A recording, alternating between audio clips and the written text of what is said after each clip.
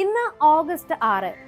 ലോക മനസാക്ഷിയെ ഞെട്ടിച്ചുകൊണ്ട് ആ കറുത്ത ദിനങ്ങളെ ഒരിക്കൽ കൂടി ഓർമ്മപ്പെടുത്തിക്കൊണ്ട് ഒരു ഹിരോഷിമ ദിനം കൂടി നമ്മളുടെ മുന്നിൽ കടന്നു പോവുകയാണ്. ലോകത്തിലെ തന്നെ ആദ്യത്തെ ഒരു യുദ്ധത്തിനിടയിൽ അണുബോംബ് ഉപയോഗിച്ച വർഷമാണ് 1945 ഓഗസ്റ്റ് 6. അമേരിക്ക ജപ്പാനിലെ ഹോൻഷുൻ ദ്വീപിലെ നഗരമായ ഹിരോഷിമയിലാണ് ലിറ്റിൽ ബോയ് എന്ന അണുബോംബ് വർഷിച്ചത്. സാമ്രാജ്യത്തിന്റെ ഒരു കൊടും ക്രൂരതയാണ് നിഷ്കളങ്കരായ ജനതയ്ക്ക് മേൽ ഉപയോഗിച്ചത്.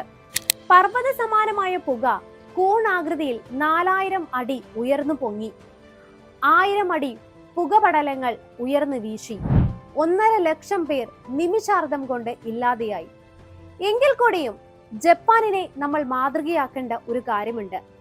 ഇതിൽ നിന്നെല്ലാം തന്നെ ഒരു ഫിനിക്സ് പക്ഷിയെ പോലെ ഉയർന്നെഴുന്നേറ്റ് സാമ്പത്തികമായും ടെക്നോളജി പരമായും